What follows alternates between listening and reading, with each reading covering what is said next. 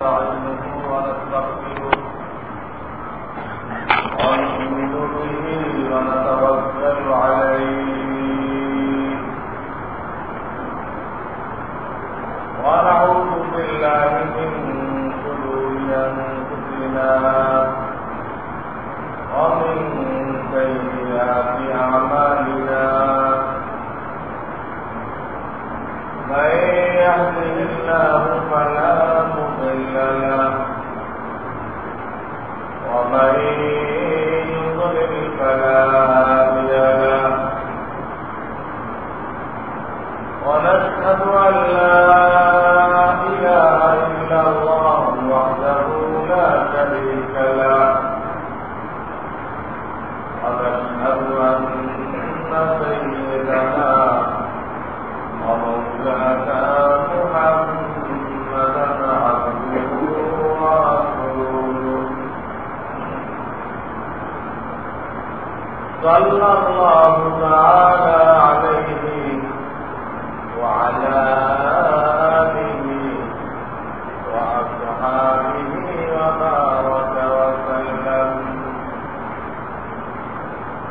أما بعد فأعوذ بالله من الشيطان الرجيم بسم الله الرحمن الرحيم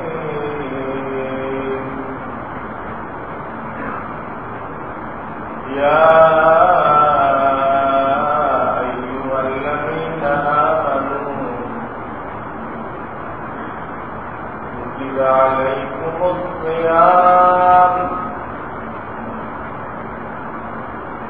كما كتب على الذين من قبلكم لعلكم تتقون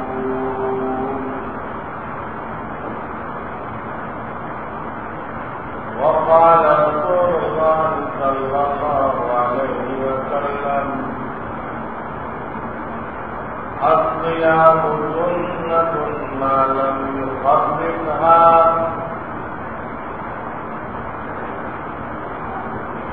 صدق الله العلي العظيم وصدق رسوله النبي الكريم ونحن على ذلك من الشاهدين والشاكرين بارك الله وإياكم بالقرآن الحكيم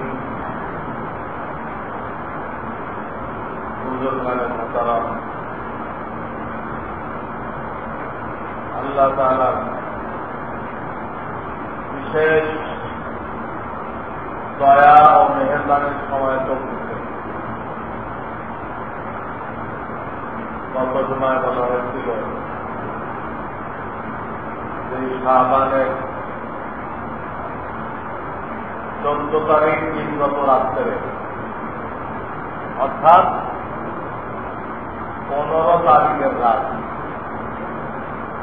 ইসলামে রাত আগে আসে, দিন পরে আসে। শুধুমাত্র হাজিদের জন্য হজের 5 দিন দিন আগে আসে, রাত পরে আসে। হাজিদের পরে ইহসান করার জন্য, দয়া করার জন্য, যাতে দিনে তাদের কোনো কাজ ছুটে গেলে রাত্রে করার চান্স পায়, এই সুবিধা দেওয়ার জন্য আল্লাহ রাব্বুল আলামিন হজের 5 দিন সবার জন্য না, হাজী সাহেবদের জন্য দিন আগে রেখেছেন, রাত পরে রেখেছেন। কথার কথা, দিনে কম্বল মালার কথা ছিল, যে কোনো অসুবিধার কারণে একটা লোক বাঁচতে পারে না, তার জন্য পুরা রাত সময় রয়ে গেল। দিনে আরাফাত ময়দানে থাকার কথা ছিল, জোহরের থেকে নিয়ে বেলা ডুবা পর্যন্ত কিন্তু সে কোনো কারণে আসতে পারে না, হাসপাতালে ভর্তি ছিল। ওখান থেকে রিলিজ পেয়ে আস্তে আস্তে আরাফার ময়দানে বেলা ডুবে গেল। এই লোকটা তো আর হজ হইত না, এখানে পৌঁছতে পৌঁছতে তার বেলা ডুবে গেল। আরাফার ময়দানে থাকা তো খরচ, খরচ খরচ হয়ে গেলে তো হজ হয়। আল্লাহ রাব্বুল আলামিন দয়া করে এই সিস্টেম করার কারণে এই লোকটা তো হজ হয়ে গেছে। কারণ সে বাদ মাগরিব আরাফার ময়দানে থাকবে, তো এটাও ফরজ হয়ে গেছে। এই জন্য শুধু হাজির সাহেবের জন্য হইল, এর ছাড়া অন্য সবসময় সাধারণ নিয়ম হল রাত আগে আসবে, দিন পরে আসবে। সেই হিসেবে রাত চলে গেছে, আজকে 15 তারিখ, রাত যেটা চলে গেল ওটাই আজকের দিনের রাত। ইংরেজি হিসাবে চলবে না, ইংরেজি বাংলাদেশেও তো আজকের রাত সামনে আছে। এজন্য রাত 12টা যখন হবে তারা আজকের দিন শেষ করবে, আগামী 12টা হলে আজকের দিন শেষ।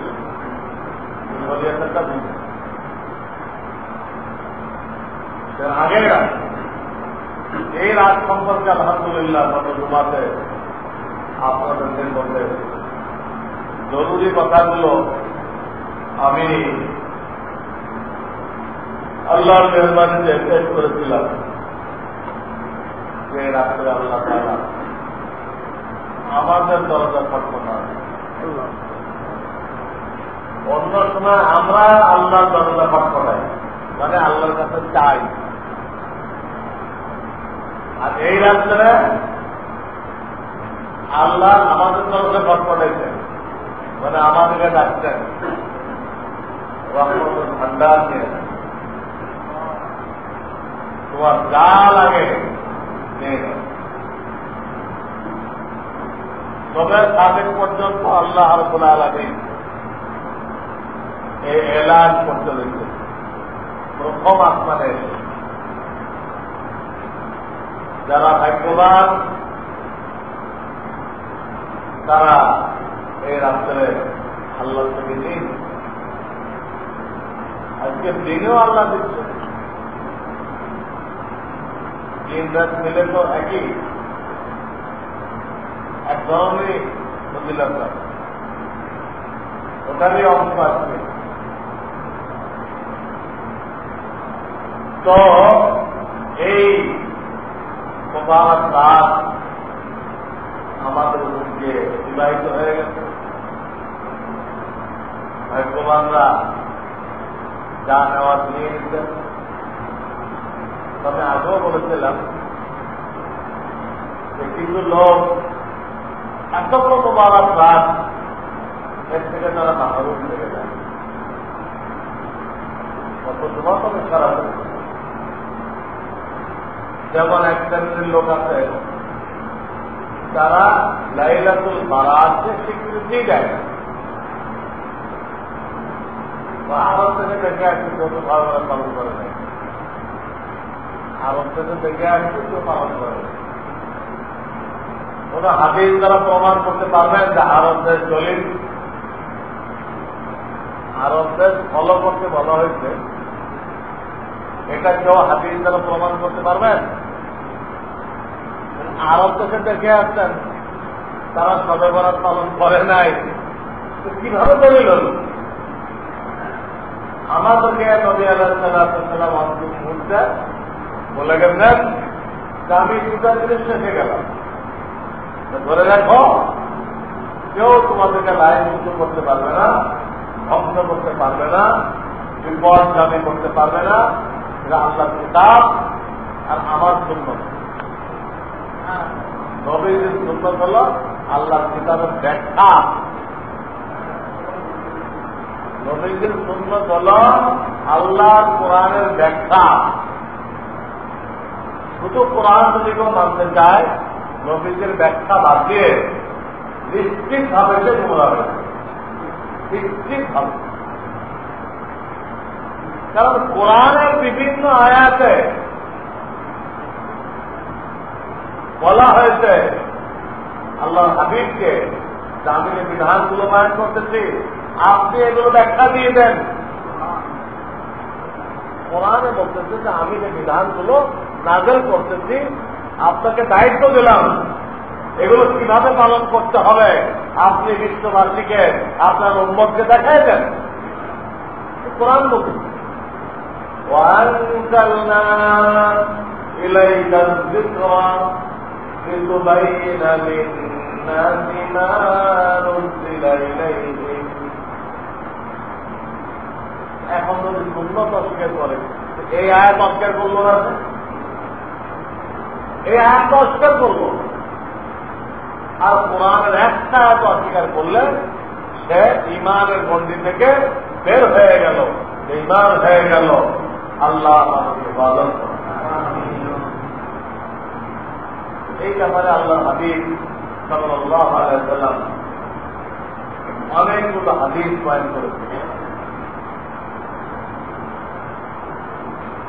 দুর্বল হাদিস, মজবুত হাদিস, সহি হাদিস বয়ান করেছেন, যে কারণে এই রাত্রের ফজিলতের ব্যাপারে চারো মাযহাবের উলামায়ে কেরাম, চারো মাযহাবের ইমামগণ ঐক্যমত পোষণ করে দিয়েছে, কেউ মতবিরোধ করেন। এমনকি যারা মাযহাব মানে না, হ্যাঁ, লামাযহাবী দাবি করে আর মসজিদের মুয়াজ্জিনকে মানে,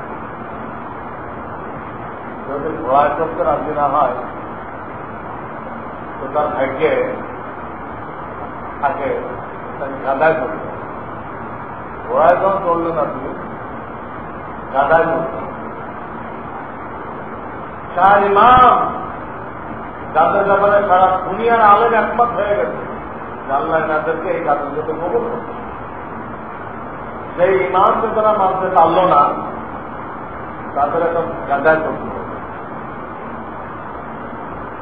মসজিদের মুয়াজ্জিনকে ইমাম মানতে হবে, তার কাছে কি করবে? এই আন্দাজটা বলে দিলে ওটা আমল করবে, সহি আমল তাদের চেষ্টা করবে। ওই জন্য যত আলে হাদিসের মসজিদ দেখবেন এই হালাত হবে, সহি জিনিস জানার জন্য উপায় নেই। ওই তারা ওদের মুয়াজ্জিনকে চার মাযহাবের ইমামের জায়গায় বসে, ওদের আলেমরাই জানে না, কিন্তু ওদের মুয়াজ্জিনটা কি জানবো তার 10 নম্বর পথ হল। এই একটা গ্রুপ এই ফজিলতের রাস্তাতে মাহরুম হয়ে সেই হাদিসগুলো অস্বীকার করেছে। দ্বিতীয় একটা গ্রুপ মাহরুম হয়েছে যারা শবে বরাত মানে, বিশ্বাস করে এবং খুব কষ্ট করে রাতও কাটছে, রাত্র জাগরণ করছে, ইবাদত বন্দী করে কাটাইছে, চায়ের গ্লাস নিয়ে বসে ঘুমের মোকাবেলা করেছে। এটা হাদিসে ঘুমের মোকাবেলা করতে মানা করা হয়েছে, ওই হাদিস তো জানে না, গ্লাস নিয়ে বসে এত কষ্ট করে ইবাদত। কিন্তু এরা মাহরুম এর জন্য হয়েছে এদের ইবাদতের মধ্যে সুন্নত তরিকা ছিল, ইবাদত ইবাদত করলেই ওটা ইবাদত হবে আর আল্লাহ কবুল করে নিবে, আল্লাহ এরকম কোন ঘোষণা দেন নাই যে আপনি একটা জিনিসকে ইবাদত মনে করবেন আর মনে প্রাণে সেটাকে করবেন আর এটা কবুল হয়ে যাবে, এইরকম কোন গ্যারান্টি নেই। ইবাদত করতে হবে এটা আল্লাহ তাআলা তার হাবিবকে দিয়ে আগেই ঘোষণা করে দিয়েছেন যে এইগুলো ইবাদত হবে, ওর নকশা এই, কোন কোনটা জিনিস ইবাদত হবে এর নকশা সহকারে, এর ব্যাখ্যা সহকারে আল্লাহ রাসূল সাল্লাল্লাহু আলাইহি ওয়াসাল্লাম বলে দিয়ে গেছে।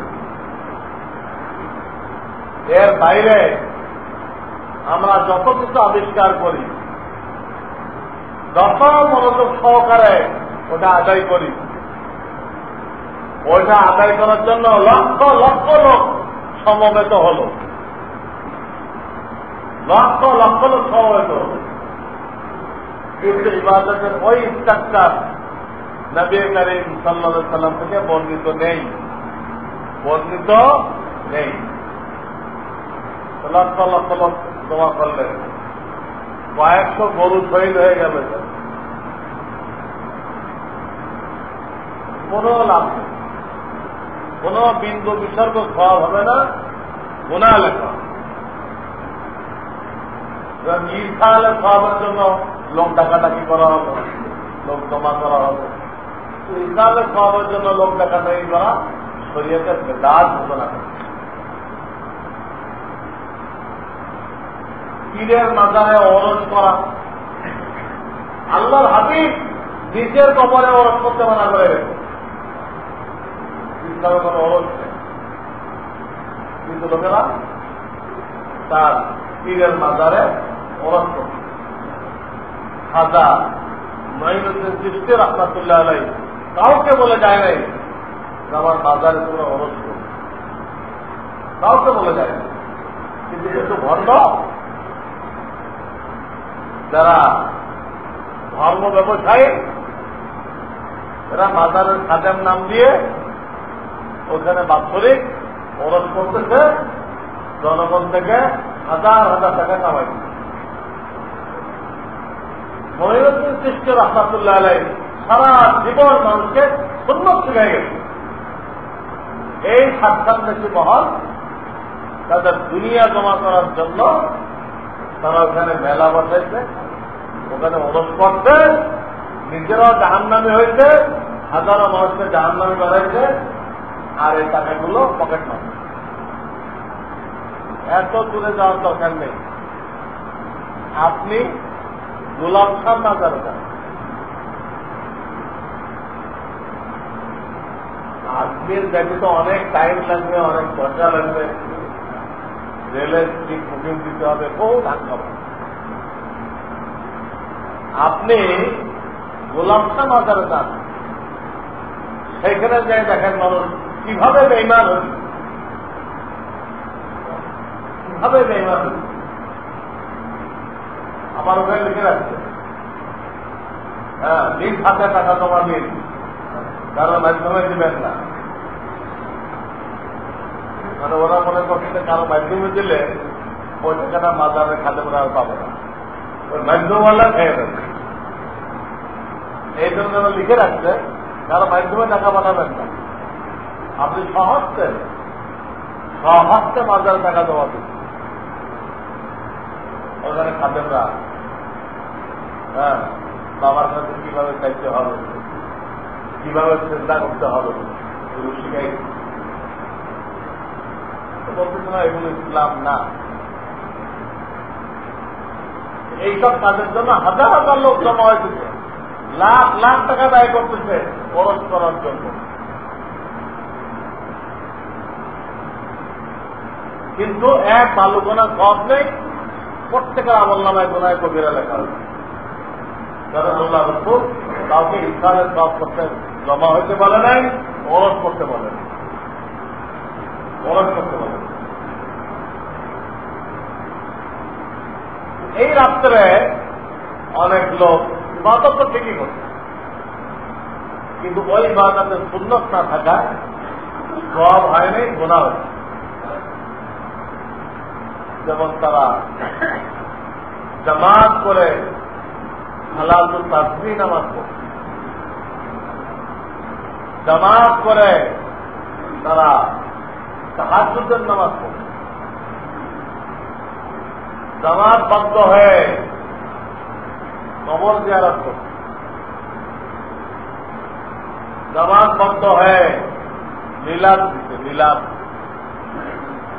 জামাত বন্ধ হয়ে কবিরা দিচ্ছে,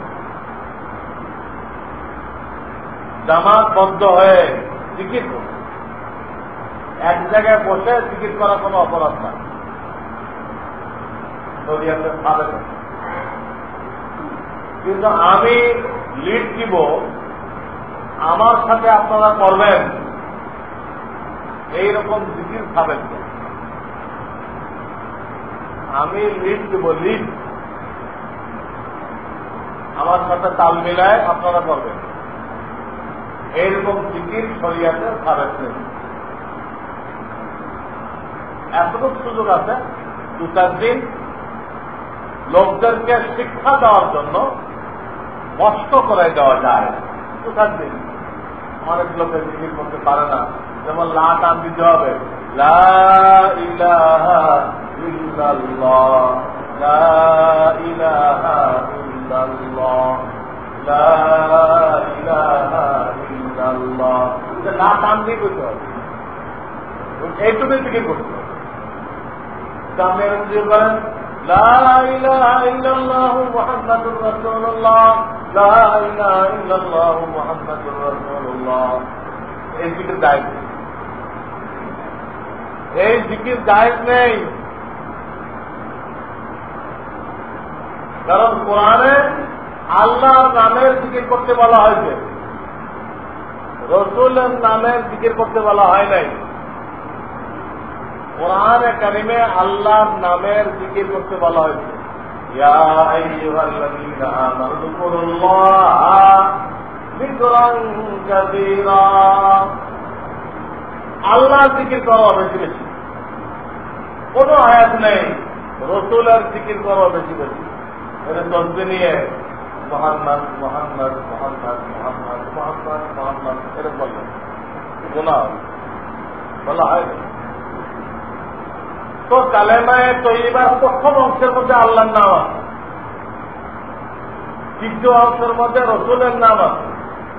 তো কোরআনে বলা হয়েছে আল্লাহর নামের জিকির করতে, এই কারণে আপনাকে প্রথম অংশের জিকির করতে হবে। লা ইলাহা ইল্লাল্লাহ, লা ইলাহা ইল্লাল্লাহ। লা বলার সময় একটু চেহারাকে ডাইন দিকে আনতে হবে। জিকির করা হলো গায়রুল্লাহ, আল্লাহ ছাড়া যা আছে সব পিছনে ফেলে দিলাম। আর ইল্লাল্লাহ বলার সময় বাম দিকেই করতে চেহারা আনতে হয়। তখন নিয়ত করতে হয় আল্লাহকে আমার অন্তরের অন্তঃস্থলের ভিতরে রাখলাম, স্থান দিলাম, আমার দিলের মধ্যে আর কিছু থাকবে না। আমরা তো দিলটাকে ভরে রাখছি দুনিয়ার মোহ দ্বারা, গাড়ি বাড়ির মোহ দ্বারা অন্তরের গ্লাসটাকে ভরে রাখছি। কারণ আমরা যে পড়াশোনা করছি ওখানে দুনিয়ার উন্নতি, দুনিয়ার প্রগতি, দুনিয়ার মহব্বত শেখানো হয়। যেটা কমানোর জন্য আল্লাহ রাসূল আসছিলেন, ওটা পয়দা করার জন্য ইংরেজি সিলেবাস। দুনিয়ার মহব্বত কমানোর জন্য আল্লাহ রাসূল দুনিয়াতে আসছিলেন, আর ইংরেজি সিলেবাসের লক্ষ্য উদ্দেশ্য দিলের মধ্যে দুনিয়ার মহব্বত বেশি বেশি পয়দা করো। তোমার দিলে ফরজ নামাজের কোন গুরুত্ব আসুক আর না আসুক, বিশ্বকাপের গুরুত্ব অবশ্যই আসতে হবে। বলেন নাউযুবিল্লাহ। ফরজ নামাজে কোনো গুরুত্ব না আসলে না আসুক, কোনো দুঃখ নেই আপনার জন্য। কিন্তু যদি আপনার দিলের মধ্যে বিশ্বকাপের গুরুত্ব না আসে, খেলার খবরের গুরুত্ব না আসে, তাহলে তাদের নজরে আপনি মানুষই না। অথচ ওই লোকগুলোই জানোয়ার। আর যে লোকগুলো খেলার খবর শোনে আর পত্রিকায় খেলার খবর তালাশ করে, এরা হল আল্লাহর জমিনে সবচেয়ে বেকার। এদের কোন লক্ষ্য উদ্দেশ্য নেই, কি জন্য আল্লাহ তাকে বানাইছে এটা জানলে তার খেলা দেখা আর খেলার খবর পড়া আর খেলার খবর শোনা পিটাইও সম্ভবপর ছিল না। পিটাইবেন 100 রান আছে, যেটা তুই খেলার খবর দেখবি আর 100 রান, তবে 100 রান খাইতে রাজি আছে। খেলাও দেখবো না, খেলার খবরও চলবে না। কারণ এগুলো হলো বেহুদ আলমদের কাজ। আমার তো টাইম নেই, এক্ষুন মরে গেলে কবর আমি কি জবাব দিব, আমার জবাব রেডি হয় নাই, হাসরের ময়দানে 5টা প্রশ্ন হবে, আমার এই 5 প্রশ্নের জবাব রেডি হয় নাই, আমি শয়তানের ডিম কখন দেখবো? শয়তানের ডিম লয়ে কয়েকজনে লাফাইতে আছে, এই তামাশা দেখার তোমার সময় নেই। যারা জীবনের লক্ষ্য উদ্দেশ্য জানে না, তারা তাদের মূল্যবান হায়াতকে এইখানে দেয়। এই বেকার জিনিসগুলো এর গুরুত্ব পয়দা করা, এটা ইংরেজদের সিলেবাসের মূল উদ্দেশ্য। অনর্থক বেহুদা কোনো ফায়দা নেই, এইগুলো হলো তাদের কাছে বিরাট গুরুত্বপূর্ণ।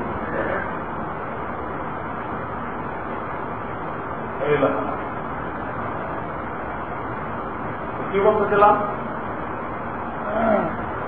ওরা কি ছিল? জিকির শিখাইতে হবে।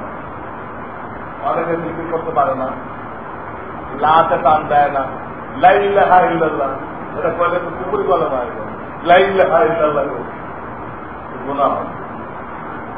আবার পুরা কালেমা জিকির করলেন, তাও কি হবে? গুনাহ। প্রথম অংশ জিকির করতে হবে। তবে মাঝে মধ্যে রসুলের নবুয়াতকে স্বীকৃতি দেওয়ার জন্য, রসুলের নবুয়াতকে স্বীকৃতি দেওয়ার জন্য মাঝে মধ্যে 15-20 বারের মাথায় পেয়ে বলবেন মুহাম্মাদুর রাসূলুল্লাহ। এটা কিন্তু জিকির না। জিকির হলে তো প্রত্যেকবার বলবে, জিকির হলে প্রত্যেকবার মুহাম্মাদ রাসূলুল্লাহ বলবে। এটা হল রসুলের নবুয়াতের স্বীকৃতি। তো বলতেছিলাম এই রাত্রে যারা সম্মিলিত জিকির করবে, একজন লিড দিচ্ছে, তার সাথে সবাই মিলে বসে যারা তাহাজ্জুদের জামাত করবে, সালাতুল তসবির জামাত করবে, মাইকে সবিনা পড়বে, প্রচলিত মিলাদ পড়বে, বাংলা গজলাল্লাহ ইয়া নবীওয়ালা মিলাদ পড়বে, এরা এই রাত্রে কষ্ট করবে। সব কিছুই হয় নাই, গুনাহ। তাদের ইবাদতের মধ্যে নবী করিম সাল্লাল্লাহু আলাইহি ওয়াসাল্লামের তরিকা না থাকার কারণে এটা গুনাহ। রাতও জাগলো, গুনাহ কমায়। এই জন্য এলেম ফরজ করা হয়েছে। এলেমকে ফরজ করা হয়েছে কেন? যদি আপনার কাছে সহি এলেম থাকে, আপনি অল্প ইবাদত করবেন, ওটা দিয়ে বেড়া পার কামিয়াব। অল্প কাজ করবেন, তার হয়ে যাবে। আর যদি আপনি দিনের ব্যাপারে মূর্খ থেকে যান, অনেক করবেন, ওগুলো দিয়ে আখিরাতের কোনো কাজ হবে না। ওই ইবাদতগুলো আপনার জাহান্নামের আযাবকে ডবল করবে, বেহেশতে যাওয়ার ব্যাপারে কোনো ফায়দা দিবে না, আযাবকে দ্বিগুণ করার ব্যাপারে ফায়দা দিবে। আযাবকে ডবল করার ব্যাপারে কি করবে? ফায়দা দিবে। এই ইবাদতগুলো করলো তো বেদাত হয়েছে। কি হয়েছে? বেদাত। আর বেদাত অন্য 10টা গুনাহ থেকে বেশি গুনাহ। বেদাত অন্য 10টা গুনাহ থেকে বেশি গুনাহ। অন্য গুনাহগুলোকে মানুষ গুনাহ মনে করে করে। মদ খাইতেছে তো অন্যায়কারী মনে করে মদ খাইছে,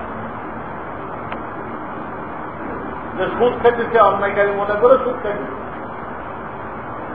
নালে ভেজাল দিচ্ছে সে নিজেকে কেউ বলুক না বলুক, সে মনে মনে নিজেকে অন্যায়কারী মনে করে আমি একজন শয়তান। তার নখ যাতে সাক্ষী দেয়, তারপরও পয়সার লোভে করে। ওই যে বললাম দিলটা পয়সার লোভে ভরা। আমরা যে তালিম দিচ্ছি, ওই তালিমে দিলটা কি দিয়ে ভরে যায়? পয়সার লোভে ভরে যায়, দুনিয়ার চাকরি দিয়ে ভরে যায়।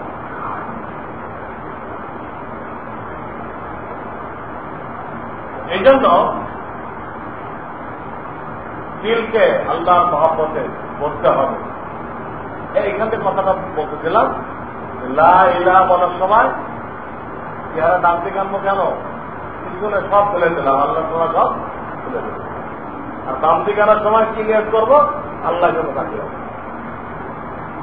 আর এখানে দুনিয়ার মহব্বত ধরছিলাম, সব কি বললাম? বের করে দিলাম, লা ইলাহা ইল্লাল্লাহ, লা ইলাহা ইল্লাল্লাহ, লা ইলাহা ইল্লাল্লাহ। ইল্লাল্লাহ বলার সময় আল্লাহকে রাখতে হবে। আর সব গিয়ে কষ্ট ফেলে দিলাম, না বুঝে ইংরেজি পড়ছিলাম, দুনিয়ার তাত্ত্বিক মহ হাসিল করছিলাম, সব ফেল করে ফেললাম। এই জিকির শিক্ষা দেওয়ার জন্য কয়েকদিন সম্মিলিত জিকির করা যায়। কয়েকদিন যখন শিক্ষা হয়ে গেল তখন আর যায় দিল, তখন একসাথে বসেন আপনি, কিন্তু যাত্রা শেখো, যাত্রা শেখো, এক জায়গায় বসেন, যাত্রা শেখো। এটা শরিয়া, এটা তো শরিয়া। কারণ জিকিরটা হলো একাকী ইবাদত। শরিয়াতে যেটাকে একাকী ইবাদত ঘোষণা করছে, ওইটাকে যদি সম্মিলিত করার রূপ দেন, শরিয়াত থাকলো না, আপনার মন গড়া হয়ে গেল। শরিয়াত যেটাকে একাকী করতে বলছে, আপনি রূপ দিলেন সম্মিলিত করার, শরিয়াতকে পাল্টাই দিলেন, এর নাম বেদাত। শরিয়াতের রূপরেখা চেঞ্জ করে দেওয়া বেদাত। এবং এই গুনাহ থেকে তওবা কঠিন, কারণ সেটাকে গুনাহ মনে করতেছে না, এজন্য তওবা করেন। 2 নম্বর, সে নিজেকে খোদার আসনে বসাইছে। 1 নম্বর তওবা করেন না কেন? সে এটাকে গুনাহ মনে করতেছে না, ওরসকে গুনাহ মনে করতেছে না, লিড দিয়ে জিকিরকে গুনাহ মনে করতেছে না। অথচ এভাবে মানা যাবে না। ইশরাকের নামাজ একা পড়তে হবে, ইশরাকের নামাজ একা পড়তে হবে, কবলাল জুমা একা পড়তে হবে। আমরা একটু বলে 4 রেখাত সুন্নত পড়বো না? শরিয়াতে কি জামাতকুর পড়তে পেরেছে? একা পড়তে হবে। যদি জামাতকুর পড়া হয় হবে না, গুনাহ হবে, গুনাহ হবে। বেদাত কাজ কেন? বেদাত যারা এটা করে তারা গুনাহ মনে করে না, তো তওবা করে না। 2 নম্বর, তারা নিজেকে খোদার আসনে বসায়। কেমনে খোদার আসনে বসাইল? যে এই জিনিসটা শরিয়াতে বলার দরকার ছিল, ওরসটা শরিয়াতে বলার দরকার ছিল, কিন্তু যে কোনো কারণে আল্লাহর খেয়াল থাকে নাই, এটা কোরআনে বলতে পারে নাই। আমি বলে এটাকে মনে করাইছি, আল্লাহকে মনে করাইছিল। বিধান দেওয়া আল্লাহর কাজ, কোন মানুষ বিধান দিতে পারে না, আল্লাহ রসুল বিধান দিতে পারে না। রসুল তো বয়ান করে, তারও কোনো ইবাদত নিজের পক্ষ থেকে দেওয়ার কোনো অধিকার নেই। সেইখানে তারা বেদাত করে, তারা নিজের পক্ষ থেকে বিধান তৈরি করতেছে। তো আল্লাহর চেয়ারে নিজে বসে পড়লো। ইবাদত তৈরি করা মানে আল্লাহর চেয়ারে বসা, নাউযুবিল্লাহ মিন যালিক। এরা আল্লাহ তাআলা কিভাবে শাস্তি দিবেন? যেটা তুই দিলি বকলো, তুই খালেক হয়েছিলি কেন? তুই বিধান পালন করবি, তুই বিধান দাতা হয়েছিলি কেন? জবাব হচ্ছে এই জন্য এলেন জরুরি। এলেন থাকলে অল্প আমল যথেষ্ট, এলেন না থাকলে হাজার আমল করবেন, সব অনর্থক, আরো গুনাহে যাওয়ার কারণ হবে। এই জন্য আমি ওলামাদের মধ্যে বলে থাকি, ভাই আপনারা অন্য হাত বন্ধ করেন। কিস্তা কাহিনী, বিলকিসের কিস্তা অনেক হয়ে গেছে।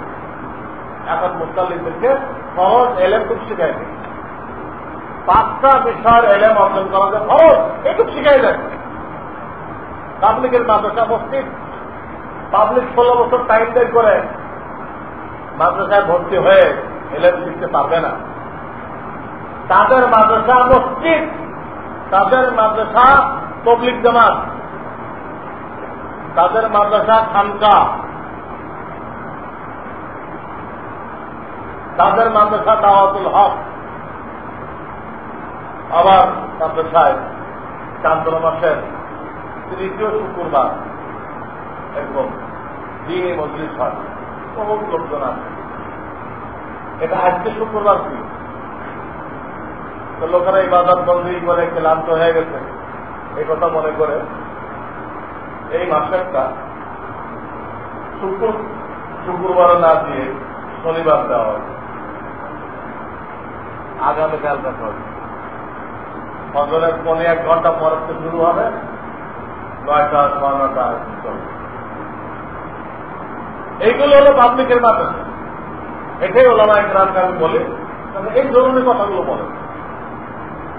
মসজিদে ঢুকতে কয়টা সুন্নত, বের হইতে কয়টা সুন্নত, খানা খাওয়ার কয়টা সুন্নত, ঘুমানোর কয়টা সুন্নত, টয়লেটে যাওয়ার কি সুন্নত, হালাল রিজিক কাকে বলে, বাপ মায়ের কি হক, বিবির কি হক, সন্তানের কি হক, নামাজ পড়ার তরিকা কি, এগুলো বলেন। যে কথাগুলো অহরহ কাজে লাগতেছে, 24 ঘন্টা বারবার কাজে লাগতেছে, এগুলো শিখাই দেন। আপনার মেয়েরাজের দর্শন বলার দরকার নেই, আপনার কোরবানির তথ্য রহস্য বলার দরকার নেই, কারণ ওইগুলো কবরের ফল হবে না, ওইগুলো হাসরের ময়দানে ফল হবে না, কোন ফল হবে না, ওইগুলো ফল হবে, এগুলো শিখাই দেন। কিন্তু বহু ইমাম থাকে যাদের কাছে এলেম নেই, এলেম তার এলেম হলো ওই মেলাদ, সেখানে কিন্তু তার এলেমের শেষ সীমানা হলো মেলাদ পড়া আর আপনাদের থেকে ট্যাক্স কালেকশন করা। আর এর আমি কইতে কইলে করতে কবে, এর নিজের থলি তো খালি বলেই 5টা বিষয় এলেম অর্জন করা খরচ, এর মতো কথা বলতে থাকে, এটা জনগণকে শিখাই দেবে, এর নিজের তো নেই। এই জন্য এত বয়ান হইতেছে, এত মাহফিল হইতেছে, কিন্তু মানুষের মধ্যে গুমরাহি বাড়ছে, হেদায়েত বাড়তেছে। এত মাহফিল হইতেছে, এত বয়ান হইতেছে, আর মানুষ আরো গুমরা হয়ে গেছে। কেন? ওই মাহফিল গুলো গুমরাহির কারণ।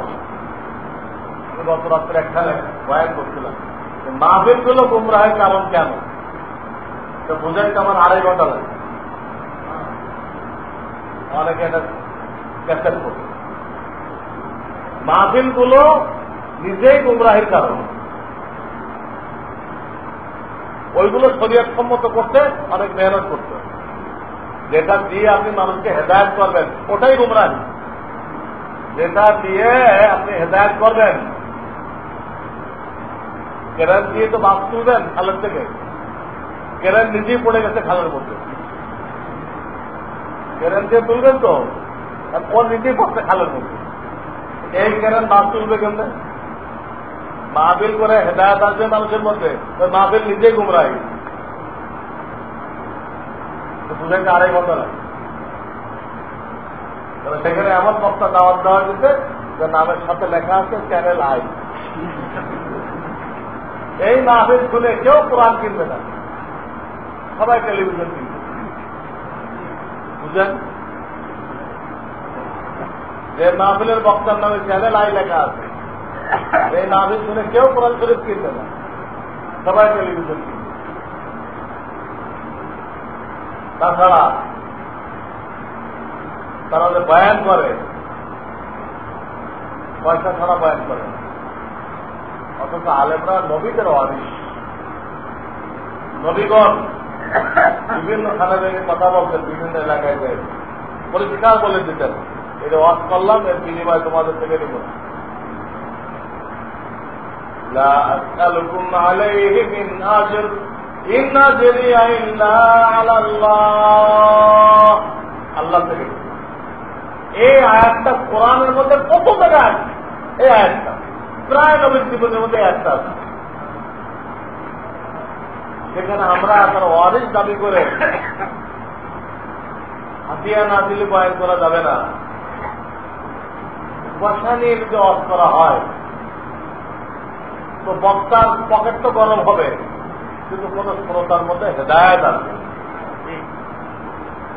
এবারে বয়ান কি করে?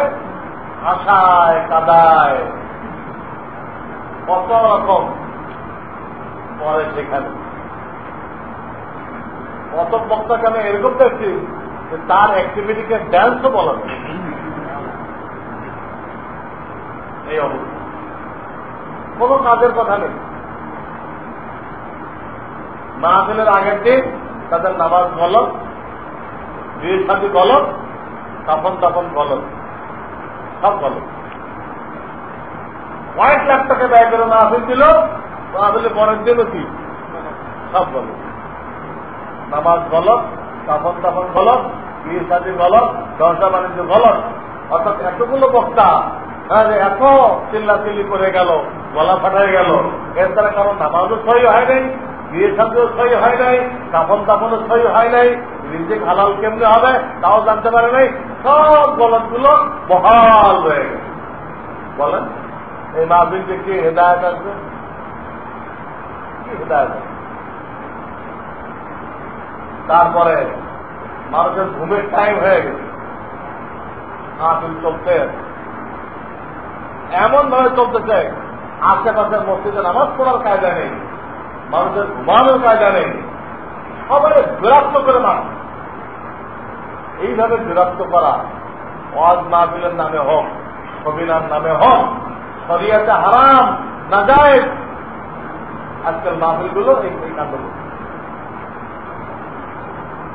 তারপরে কিতাবে লিখছে সেখানে মাহফিল হবে, মাইক ওইখানে সীমিত থাকবে, মাইকের আওয়াজ মাহফিলের ভিতরে সীমিত থাকবে। এখানে আধা মাইল করে করে মাইক লাগে, আধা মাইল করে করে মাইক লাগাইছে। আরে কেন মাইক দিয়েছে সেখানে? ওই শোনার দ্বারা কোন হেদায়ত আছে না মানুষকে বিরক্ত করা হবে? যারা শুনতে চায় তাদের এসে গেছে এখানে, যারা শুনতে চায় নাই তাদের অসুবিধা আছে, যারা শুনতে চায় নাই তাদের অসুবিধা আছে। আপনি ওদের এখানে মাইক লাগাইছেন কেন? হয়তো শুনতে চায় নাই, তাদের অসুবিধা আছে, হাসপাতাল আছে, রুগী আছে, বাচ্চা আছে, তাদের ডিস্টার্ব করতেছেন কেন? ধর্মের নাম দিয়ে বুঝলেন। তারপরে লিখছে পোস্টারে বিরাট ওয়াজ মাহফিল, যাই দেখেন বিরাট ঠান্ডা মাহফিল, ওয়াজের কিছুই নেই, ভুয়া হাদিস করতেছে আর ঠান্ডা কালেকশন করছে, সব ভুয়া জাল। এগুলো করে আপনার দিলটাকে একদম নরম করে ফেলছে। একজনের পিস্তল টাকায় নরম করে, আর ও ভুয়া হাদিস বলে আপনার দিল নরম করছে, করে সব টাকাটা নিয়ে নিয়ে। এটা এক ধরনের হাইজাকার। পরে বাড়ি গিয়ে তো আপনি আফসোস করবেন, বাড়ি তো আফসোস করবেন যে আমার এইরকম কান্দায় দিতে পুরা পকেট খালি করে দিয়ে আছে, কারণ বাজারে পয়সা নেই। সকালে মাথায় আসি বলছে বাজার করে কি 10 দিন ডক্টর দিয়ে এলাম। হুজুর চুক্তি করে না দিল না, কি চুক্তি? যা উঠাইবো অর্ধেক তোমাদের, অর্ধেক আমার, অর্ধেক তোমাদের, অর্ধেক আমার। একদম পিস্তল থেকে টাকা দিচ্ছে, আরে ভুয়া হাদিস করে আপনার দিল নরম করে আপনাকে একটা আবেগের মধ্যে নিয়ে আসে টাকা নিয়ে নিচ্ছে, শরীয়তে না যায়। কাজেই ওয়াজ মাহফিল লিখে চান্দা কালেকশন করবেন, তা ধোঁকাবাজ। যা বলবেন তাই করতে হবে। লিখছেন ওয়াজ মাহফিল, ওয়াজ হবে, চান্দা তোলা হবে না। চান্দা তুলতে হলে মসজিদ বানাবেন, মাদ্রাসা বানাবেন, চান্দা তুলতে হবে। তাহলে বলেন পরামর্শ মাহফিল, সেখানে লেখেন কি পরামর্শ মাহফিল, ঠিক আছে? চান্দা তোলেন, ওয়াজ মাহফিল নাম দিয়ে চান্দা তুললেন কেন? ধোঁকাবাজি কেন করলেন? শরিয়ত বলে না ধোঁকাবাজি করলো, আল্লাহ রাসূল বলে সে আমার উম্মত নয়। যে ধোঁকাবাজি করবে আমার উম্মতের সাথে, সে আমার উম্মত নয়। 2-4টা আপনার দিকে শোনাইবে, শোনাইতে 2.5 ঘন্টা লাগে। এই মাহফিলগুলো তোরা কেন হেদায়েত আসতেছে না, কেন গুমরাহি আসতেছে, মানুষ আরো গুমরা কেন হইতেছে? কিছু নমুনা আপনাদের কাছে পেশ করলাম। তো বলতেছিলাম, এক গ্রুপ সবে বরাত অস্বীকার করে মালুম হয়েছে, আর এক গ্রুপ ইবাদত করছে কিন্তু মন গড়া তরিকায় করছে। ওই ইবাদতে কি নেই? সুন্নত। ওই ইবাদতে সুন্নত। এরা মাহরুম হয়ে গেছে। তৃতীয় আর এক গ্রুপ মাহরুম হয়েছে, কানতে কানতে চোখ খোলাই যাচ্ছে, সবে বরাত চোখ খুলে গেছে তার। কিন্তু ইমান কি জিনিস সেখানে? তার ইমানের মধ্যে শিরক রয়ে গেছে, তার ইমানের মধ্যে শিরক রয়ে গেছে, অর্থাৎ তার ইমান সহি না। যে লোকটার ইমান সহি না, এ কানতে কানতে যদি চোখ খুলে ফেলে কি ফায়দা হবে? চোখ বেরোয় গেলে কি লাভ হবে? ইমান তো নেই, ইমান তো সেখানে নেই। ইমান যে শিখতে হবে এটা আজকে মুসলমানরা জানে না।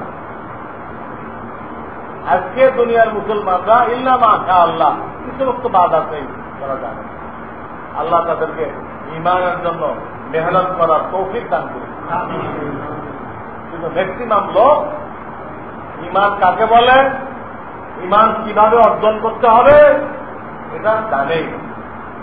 তারা ধারণা করছে আমি একজন মুসলমানের ঘরে জন্ম নিচ্ছি, আমি একজন মুসলমান, আমি একজন মমিনের ঘরে জন্ম নিচ্ছি, আমি মমিন বান্দা, আর কি।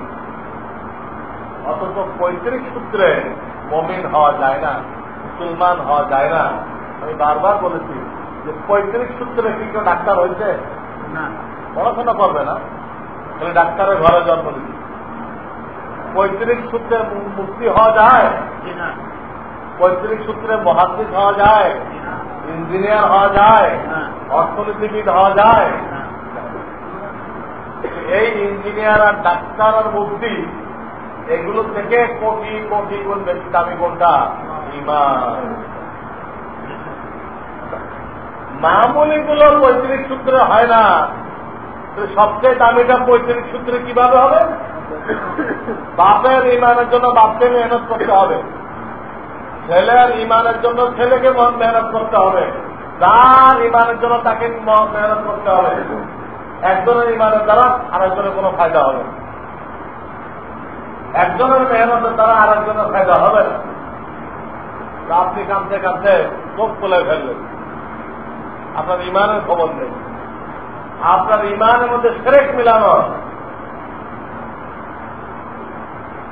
আপনার এই কান্নাকাটি, এই ইবাদত বন্দেগী, এই রোনাজারি সব বরবাদ হয়ে গেল। পরিষ্কার হাদিস যে এই রাত্রে আল্লাহ তাআলা সাধারণ ক্ষমা ঘোষণা করেন, তবে তার ঈমানের মধ্যে শিরক হয় তাকে ক্ষমা করেন। যে বাপ মাকে কষ্ট দিচ্ছে, মদ পান করে, টাকনোর নিচে কাপড় পরে, এদেরকে আল্লাহ ক্ষমা করেন। এই জন্য আমাদেরকে কিতাবুল ঈমানের তালিম করতে হবে, মসজিদে মসজিদে, ঘরে ঘরে। কিতাবুল ঈমান বাংলাতে লেখা হয়েছে, এইটা মসজিদে মসজিদে, ঘরে ঘরে যদি তালিম করা হয় তাহলে ঈমান কি জিনিস, সহিহ ঈমান কাকে বলে তা আপনি বুঝতে পারবেন। আর যদি কিছুদিন দাওয়াত ও তাবলীগের সময় লাগাতে পারেন, আল্লাহ আপনার ঈমানকে পাহাড়ের মতো মজবুত করে দেবে। দুনিয়া চলবে, আপনার ঈমান কোন বিপদে চলবে না, ঈমান নষ্ট হবে না। এইরকম ঈমান কাম্য, কারণ ইবলিসের পক্ষ থেকে সর্বক্ষণ হামলা হয়, আখেরি হামলা হয় মৃত্যুর আগে। ইবলিসের পক্ষ থেকে ঈমানকে ছিনায় নেওয়ার জন্য হামলা চলতে থাকে, সর্বশেষ হামলা হয় মৃত্যুর আগে। ঈমানকে মজবুত করতে না পারলে কোন না কোন হামলায় তার ঈমান নষ্ট হয়ে যাওয়ার সম্ভাবনা থাকে, তখন তার 16 আনা মৃত্যু। কারণ ঈমান যদি আল্লাহ দরবারে টিকে যায়, কোন আমল থাকুক আর না থাকুক, এই লোকটা বেঁচে যাবে। নামাজ রোজা কিচ্ছু নেই, কিচ্ছু নেই, ঈমান বিশ্বাস তো সহিহ, বিশ্বাস সঠিক। একে নামাজ রোজা করুন আল্লাহ শাস্তি দিতে পারে, আল্লাহ মাফও করতে পারে, এটা আল্লাহর ইচ্ছা। কিন্তু ঈমান যেহেতু আছে, জাহান্নামে গেলে অস্থায়ী যাবে, জাহান্নামে গেলে অস্থায়ী যাবে, সে অবশ্যই জান্নাতে যাবে। কিন্তু আল্লাহ না করুন, কারণ ঈমান যদি আল্লাহর দরবারে না টিকে, ঈমান যদি আল্লাহর দরবারে গ্রহণযোগ্য না হয়, কারণ ঈমানের মধ্যে যদি শিরক থাকে, তো আল্লাহ কোরআনে ঘোষণা করে দিতেন ওই ঈমান আমার দরবারে কখনো গ্রহণযোগ্য হবে না। ইন্নাল্লাহ লা ইয়াগফিরু আন ইউশরাকা বিহি শাইআ। ইউশরাকা, এই ইশরাক অর্থ শিরক। শিরক থাকলে এটা কবুল হবে, ওই ঈমান কবুল হবে। আর ঈমান যদি কবুল না হয়, ঈমান যদি কবুল না হয়, আপনি যত নামাজি হয়ে থাকেন, যত রোজাদার হয়ে থাকেন, যত হজ করে থাকেন, যত কোটি টাকা দান করে থাকেন, সব মাটি, সব বেকার, সব পানি হয়ে গেছে। ইমান যদি না থেকে ইবাদত বরবাদ, কোন ইবাদত কোন কাজে আসবে। এর উদাহরণ এরকম, একটা অঙ্ক যদি আপনি লেখেন সংখ্যা, এটা মনে করেন ইমান, কি মনে করেন? এবারে ডাইন পাশে শূন্য বসাইতে থাকে, তাহলে ওই সংখ্যার মান বাড়বে না?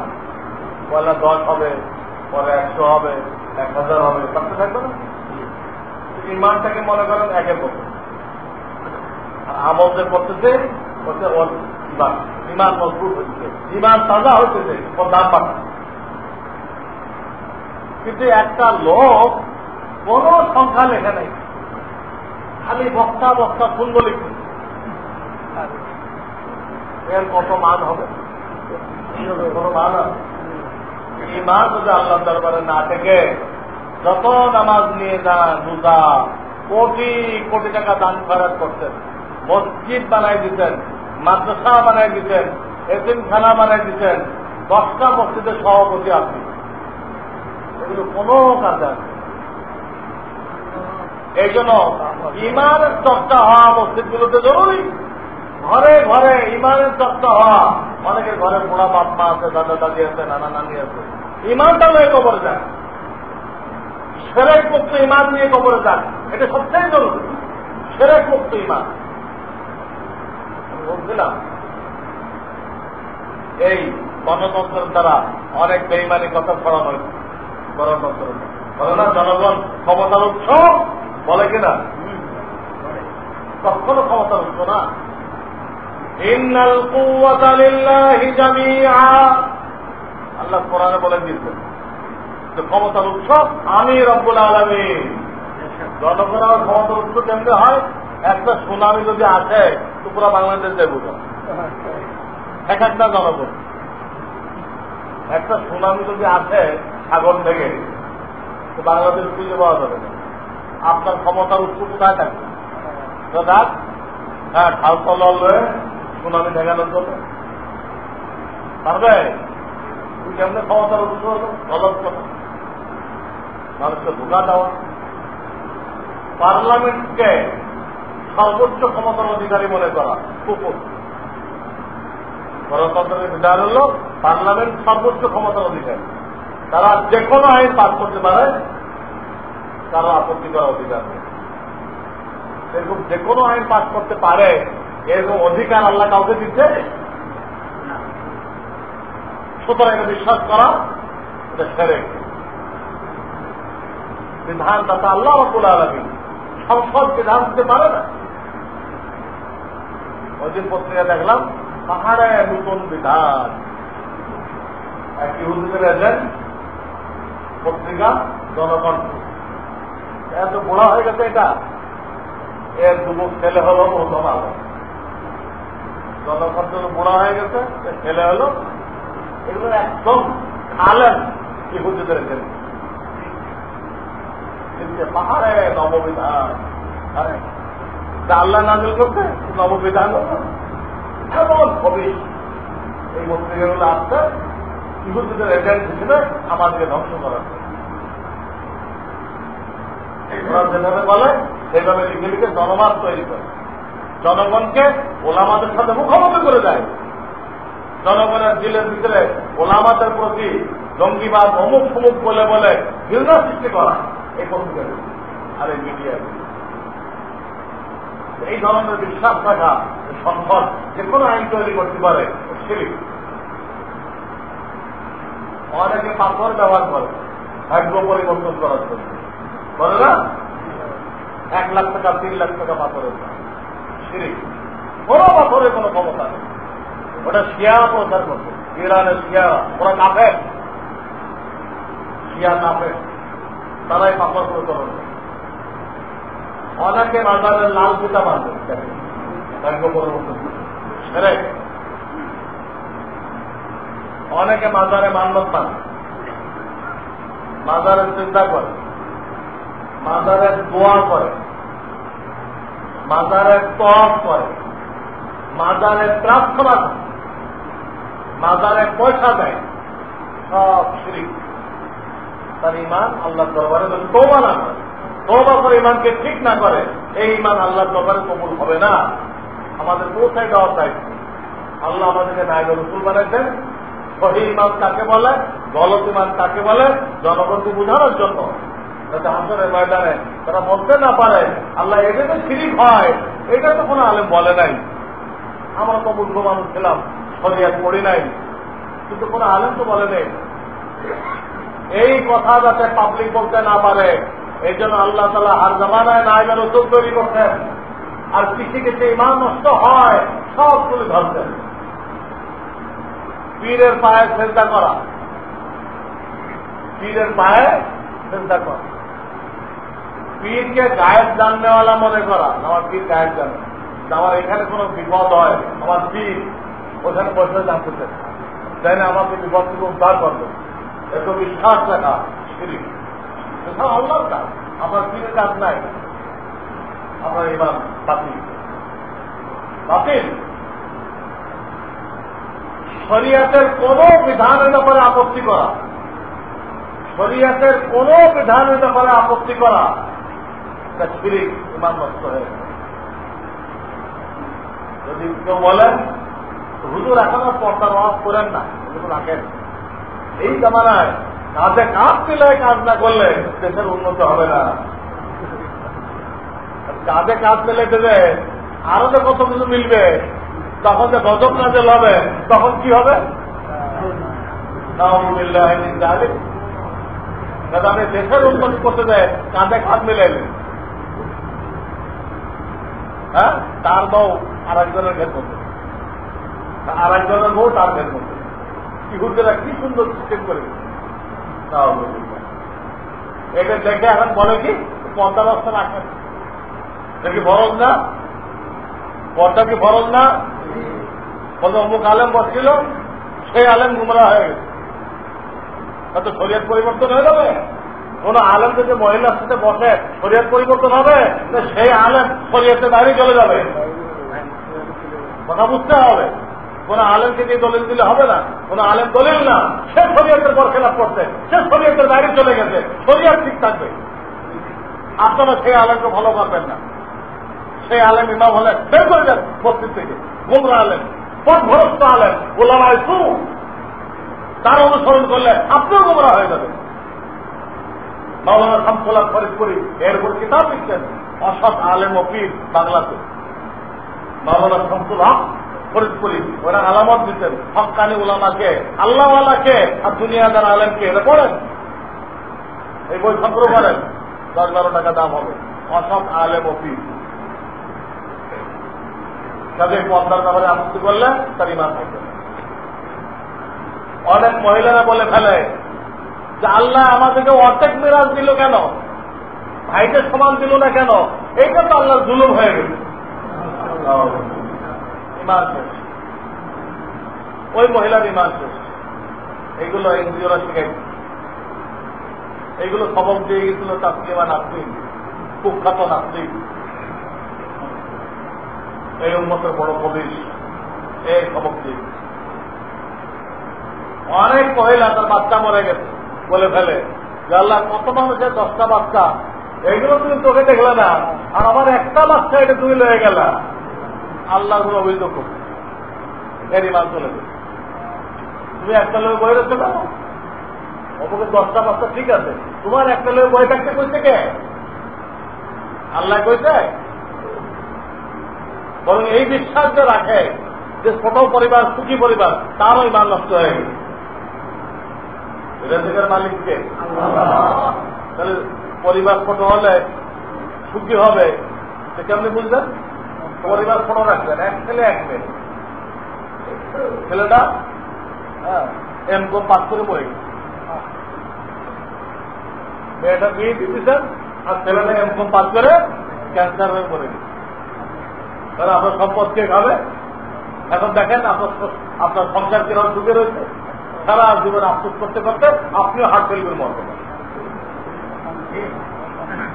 আর যদি এর সপ্তাহ সারি অর নাম আছেন, হ্যাঁ, যা আল্লাহকে স্পর্শ দিতে চাই নিতেন, তাহলে আজকে বাকি জীবন আপনাকে এই আফসোস করতে হতো। রিজিকের মালিক আল্লাহ, কেউ আপনাকে রিজিক দেবে না। কেন আপনি আল্লাহ নাফরমানি করে রিজিক বাড়াইতে গেছেন?